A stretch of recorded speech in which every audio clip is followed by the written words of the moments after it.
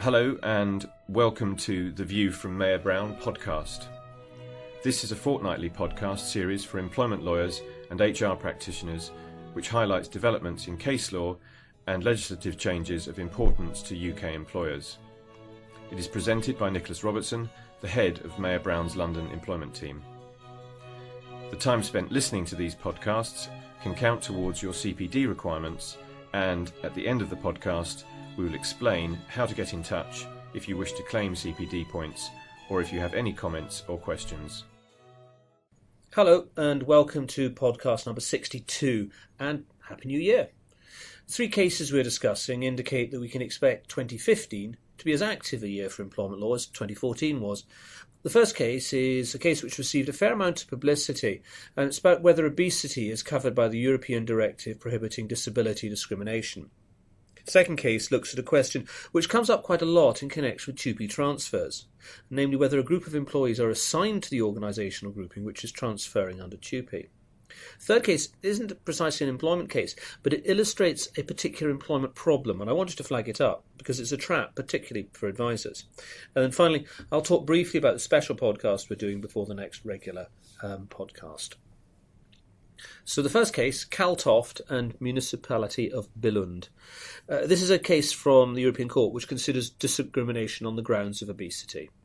Facts of the case are that Mr. Kaltoft worked as a childminder for the Municipality of Billund, which is a Danish public administrative authority, and doubtless I'm massacring the Danish language there, for 15 years. It wasn't disputed that for the entire period Mr. Kaltoft was obese on the basis of the definition of obesity used by the WHO, the World Health Organization. In March 2010, he returned to work after he'd taken a year off for family reasons. And after his return, Mr. Kaltoft received several unexpected visits from the head of the childminders unit, who wished to talk to him about his weight. At this time, there was also a decrease in the number of children in the municipality, and as a result, Mr. Kaltoft had only 3 children to take care of instead of his usual 4. As a consequence of this decrease, the education inspectors in Denmark were requested to nominate a childminder for redundancy. The head of the childminders nominated Mr. Kaltoft. On the 1st of November 2010, he was informed of the decision to dismiss him, and then there was a procedure which resulted actually in the dismissal itself. During the dismissal meeting, Mr. Kaltoft asked why he'd been selected, and he was informed it was due to a decline in the number of children. However, Mr. Kaltoft was apparently unable to obtain specific reasons as to why he was chosen rather than any other childminder. Parties agreed that Mr. Kaltoft's obesity was mentioned during the meeting, but there was disagreement as to the extent to which it had been a factor in the dismissal. Following the meeting, Mr. Kaltoft wrote a letter to express the view that his dismissal was connected with his obesity, and this letter was never answered. Mr. Kaltoft then brings proceedings in the local Danish court claiming compensation that he'd been discriminated against on the basis of his obesity. Danish court stays proceedings, refers a number of questions to the European Court, mainly firstly, is it contrary to EU law for an employer to discriminate on the grounds of obesity?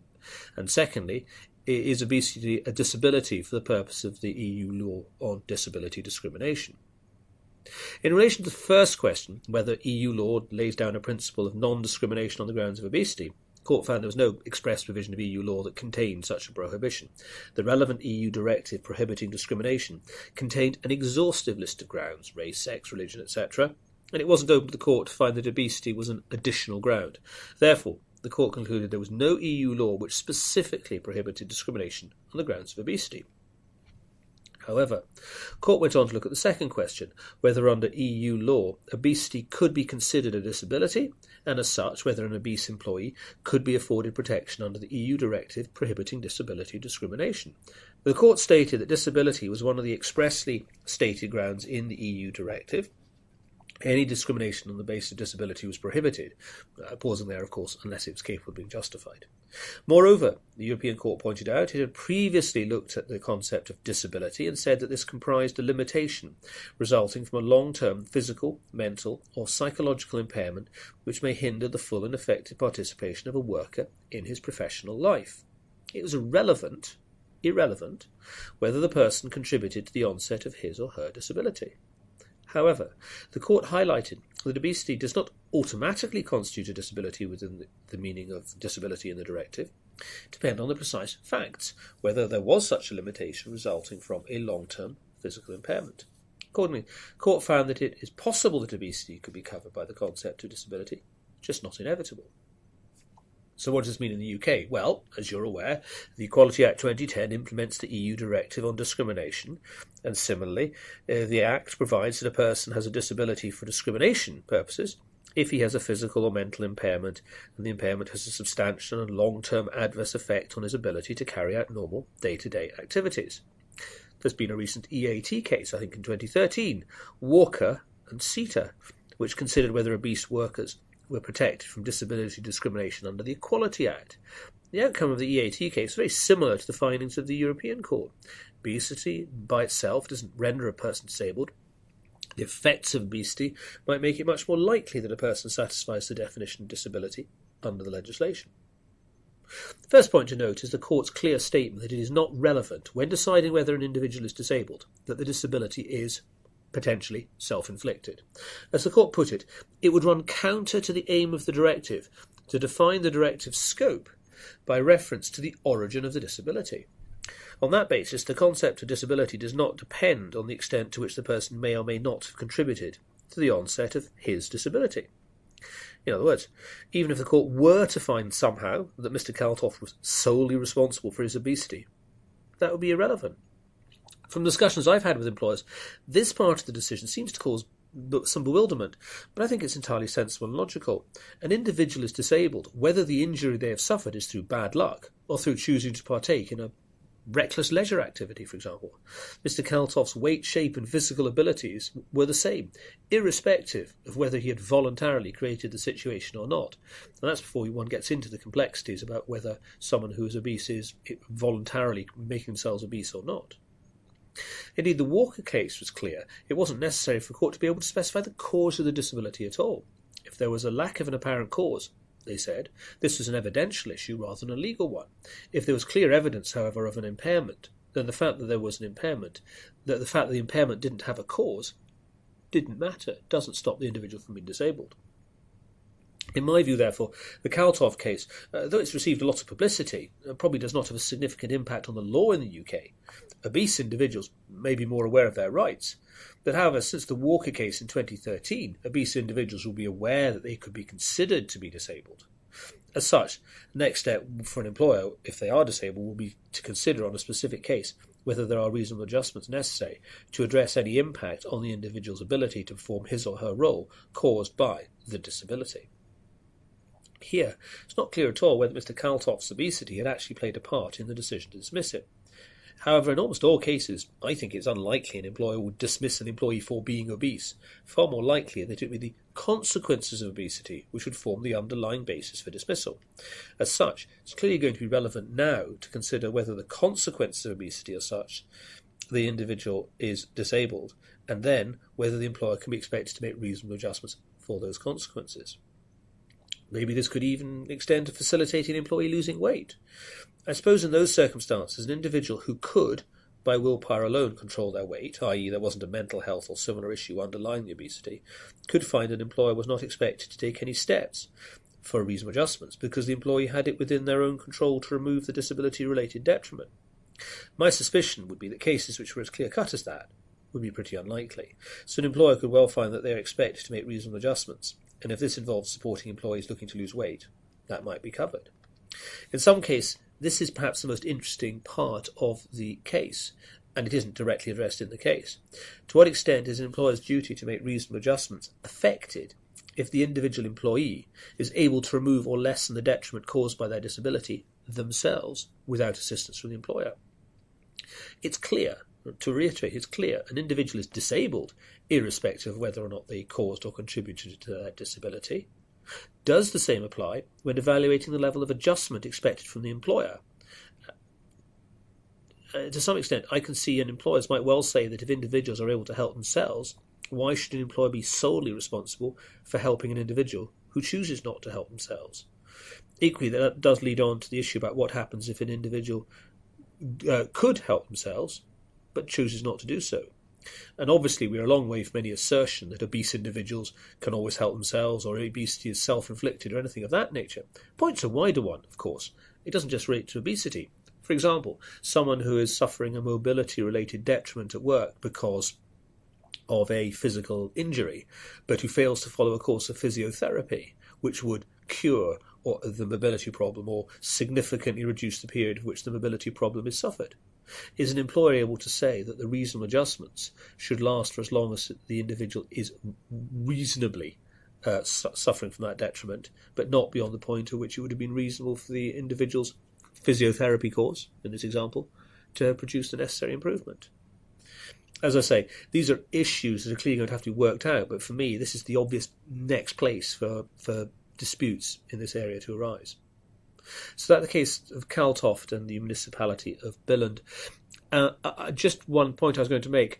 A number of you follow my Twitter account, and one of the things we've started doing is putting links to all the cases referenced in this podcast up on Twitter. So if you actually want to see the underlying case, a very easy way to get hold of it is to follow me on Twitter, and the links for these cases will then come up at the same time as we post out the podcast, and you'll be able to get hold of the decisions that way.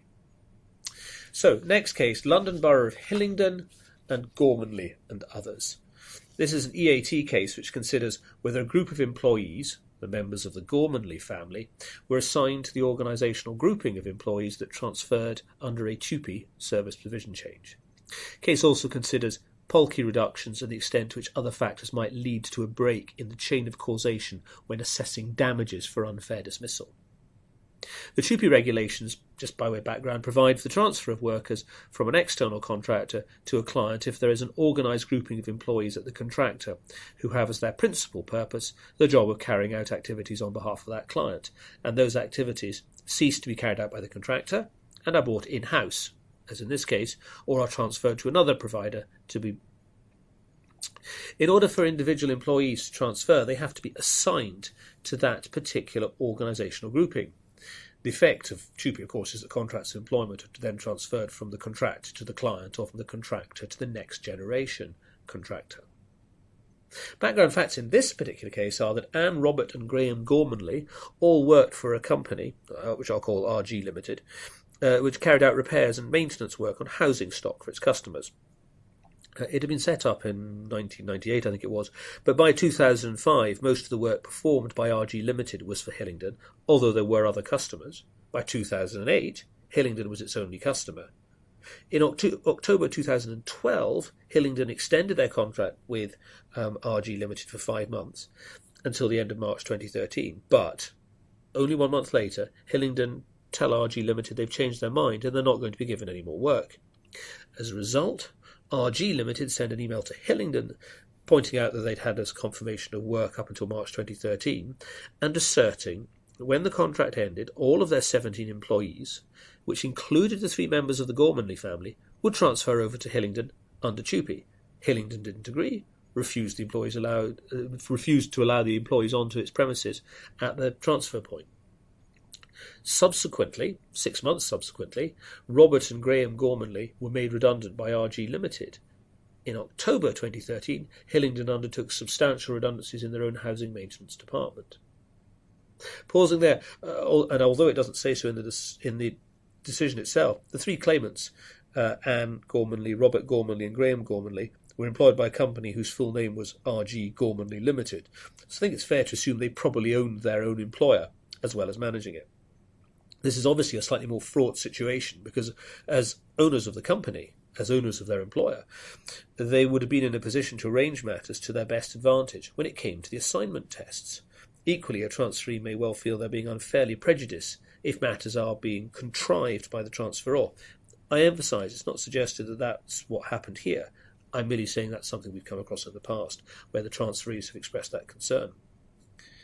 The case report records that Anne Gormanley, for example, was company secretary for RG Limited, and it was the respondent's case that Robert and Graham Gormanley were involved in the management of RG Gormanley Limited.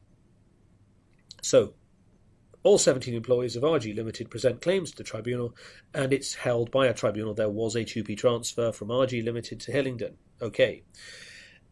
Hillingdon then settle the claims for the 14 tradesmen, but say that Anne, Robert and Graham Gormanley, they're not prepared to settle with them because they don't believe they were assigned to the grouping who came over. So, the main issues then in front of the Employment Tribunal, 1, whether Anne, Robert and Graham Gormanley fell within the ambit of TUPE, i.e. they were assigned to an organised grouping of employees whose principal purpose was to carry out work for Hillingdon. 2. If so, should there be a Polkey reduction in the compensation award made to the Gormanleys for unfair dismissal? And thirdly, whether the redundancy of Robert and Graham Gormanley by RG Limited some months later had the effect of breaking the chain of causation when looking at calculating loss. The Employment Tribunal found the Gormanleys were assigned to an organised grouping of employees and their principal purpose was to carry out housing maintenance for Hillingdon. Therefore, they ought to have transferred to Hillingdon under TUPE. Therefore, they were unfairly dismissed. As a result of the failure, the Tribunal ordered Hillingdon to make a payment of compensation for the unfair and wrongful dismissal. The Tribunal did not apply any Polkey reduction to the compensation awards, and it did not find that Robert and Graham's redundancy broke the chain of causation. Hillingdon appealed to the EAT against all of this.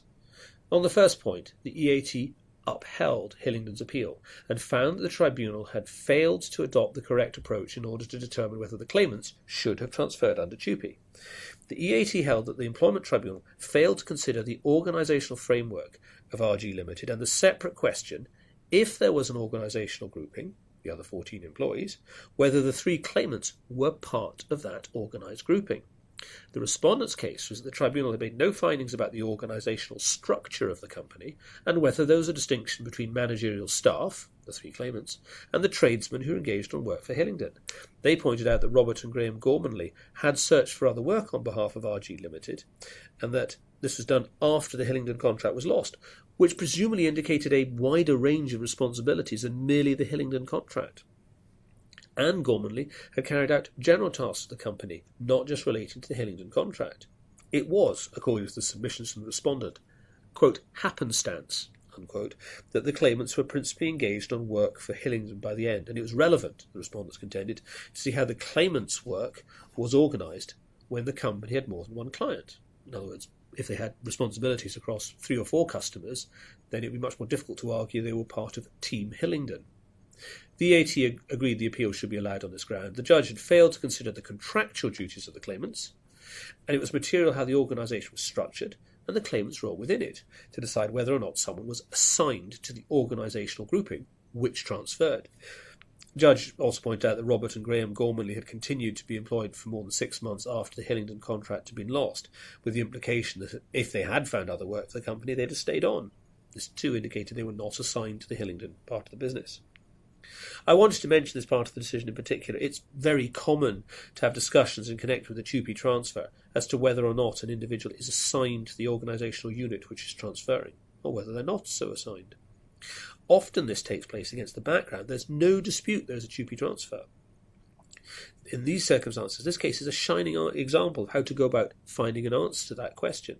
It demonstrates that even if an individual is working 100% of his time in the bit of business being transferred, it does not follow from that the individual transfers, even if where it's accepted there is a TUPE transfer.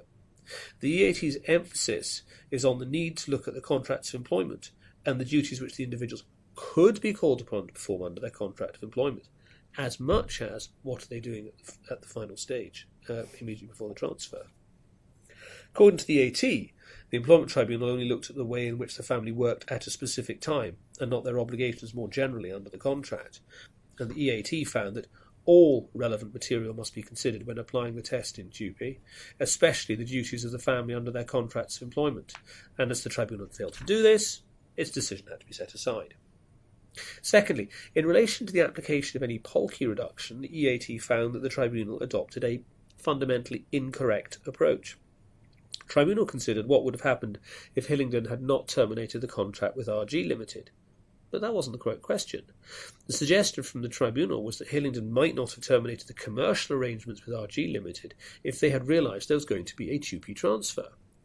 However, the correct approach, established by Polkey, was to ask what would have happened but for the unfair dismissal. In this case, it was likely that dismissal would still have occurred in any event, because Hillingdon, remember, had made a number of redundancies of its own in mid-2013. Polkey required the Tribunal to consider how long the Gormanleys would have been employed by Hillingdon if they'd not been dismissed unfairly ahead of the transfer. Instead, the tribunal had asked a different question to consider what would have happened if Hillingdon hadn't terminated the contract with RG Limited. There's no evidence of what would have happened in that instance, and therefore any argument could only be based on pure speculation. Tribunal should have made a percentage reduction in the compensation award, based on the chance that the family would have been made redundant in any event. And thirdly, Tribunal erred in failing to deal with the issue of causation. The employer's argument had been that any loss had been the causation for any loss was then broken when RG Limited imposed redundancy on Robert and Graham down the road following their failure to transfer over. The tribunal had not referred to the argument put forward in making its decision, so again this had to go back to the tribunal to be considered. So the EAT allows the appeal on all grounds, remits the case back to the employment tribunal to determine the issues. And interestingly, it then awards Hillingdon its costs for successfully submitting the appeal.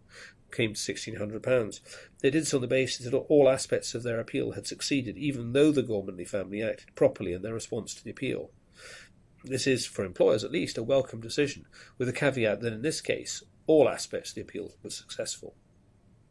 So that's the case of London Borough of Hillingdon and Gormanley and others. And then I want to deal relatively briefly with the case of Bieber and others and Tethers Limited. This case involves an application to the High Court by Bieber and others for a declaration that the parties had reached a binding settlement agreement by an exchange of emails between their respective solicitors. The case isn't an employment case, but it's a really good illustration of an employment trap, namely the inadvertent settlement of a case. Several podcast episodes ago we did the inadvertent pay rise, which had been agreed by a consultant reporting on the outcome of a grievance hearing. Here we have inadvertent settlement. As I'm going to explain, I think this could be quite a problem for employment advisors. Since the case isn't an employment case, I'm not going to get into the facts, and so what follows is a brief summary of some fairly complicated factual issues, which I think were themselves summarised in the High Court case. So, key facts of the case were that the parties took part in a mediation in May 2014 to try and resolve a dispute. Parties were unable to reach a settlement. Subsequent email correspondence was exchanged between both parties' solicitors to try and reach settlement. It was acknowledged by both parties that settlement was an urgent issue as the date of the trial was approaching, and if a settlement could not be reached, then the parties would need to pay a significant amount for trial bundles and skeleton arguments to be prepared. In mid-June, the lawyer for the claimant sent a letter to the lawyers of the defendant, making an offer of settlement in full and final settlement of all claims arising in the litigation, including costs and counterclaims, and to be paid within 28 days.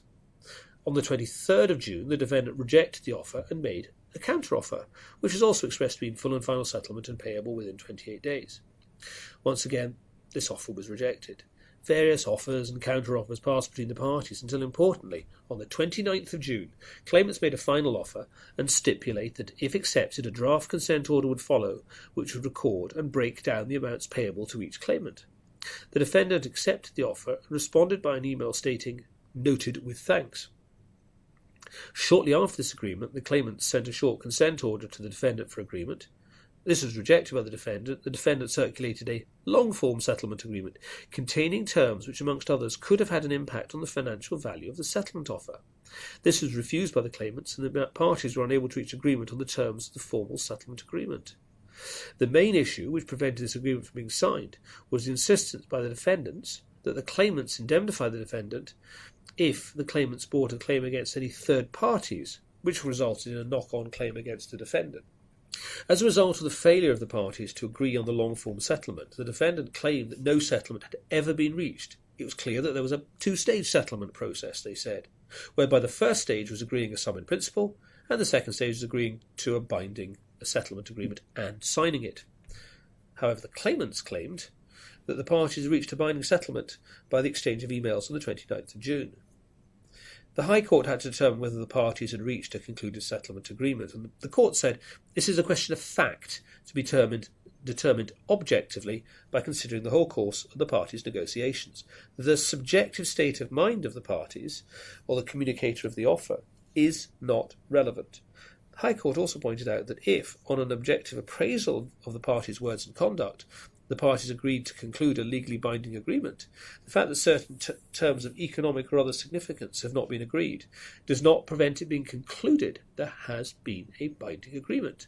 The only requirement is the parties have agreed all the terms necessary for there to be an enforceable contract. I'll come back to that point in a second.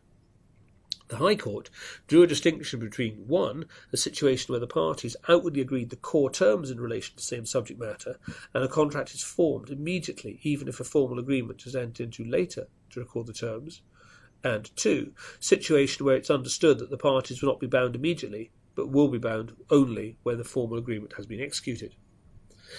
The High Court found in favour of the claimants and decided that there was a binding settlement agreement reached by the parties on 29th June. Via the email correspondence. The court held that it was clear that the essential terms, namely cost and the time frame, were agreed. There was no indication there was some two-stage process whereby a formal settlement agreement had to be drawn up before their agreement was binding. The only qualification on the offer here was that a draft consent order was required to be drawn up to deal with the issue of the shares to be divided between the multiple claimants. Here, the subsequent key stumbling point had either not been raised at all in negotiations or had to be not raised within the past few years. I wanted to mention this case because I think there's a real danger for employment advisors that assumptions as to terms of settlement may lead to parties talking in shorthand when settling an employment dispute. Most employment advisors may assume that a settlement offer is going to be on the basis that there needs to be a written agreement behind it to conclude the settlement. Many lawyers acting for employers might assume that it must follow, as night follows day, that a settlement offer is always going to be in full and final settlement of all claims, whereas a claimant lawyer might well say it's a settlement of the claims that have been put forward at that point only. If an advisor inadvertently concludes a settlement agreement without instructions to do so from their client, or concludes it on terms which are inadvertently binding and on the wrong terms, this can be clearly quite difficult for the advisor. It's also important to note that when going via ACAS, there is no need for a COT3 form to be signed in writing, for there to be a legally binding agreement. Where we're working with ACAS, we tend to stipulate in any terms of offer there will be no binding agreement until the parties have signed the necessary documentation. It's fair to say that on some occasions ACAS have tried to persuade us that this is not right, but I think it's open to a party to make a settlement offer conditional on the signature of a written document. Equally, and obviously when you think about it, if you're anticipating there's going to be a long form settlement document underlying an offer, any offer needs to be made subject to contract, and ideally somewhere in writing you need to say that all settlement offers are conditional on the signature of the appropriate documentation. So the lesson from this is that when you're constructing offers, make sure they are stated to be subject to contract and subject to the conclusion of whatever long-form settlement agreement you want. This applies in particular if you're negotiating something on the phone or in a face-to-face meeting with your opposite number or going via ACAS. All situations where people may talk in shorthand on the assumption that there is a common understanding about what is intended and what is covered. It might well be a counsel of perfection, and you might well be very grateful for doing it if you make it clear at the start of any discussion that the conclusion of the meeting is subject to conclusion of a document prepared by your side and duly signed by all necessary parties.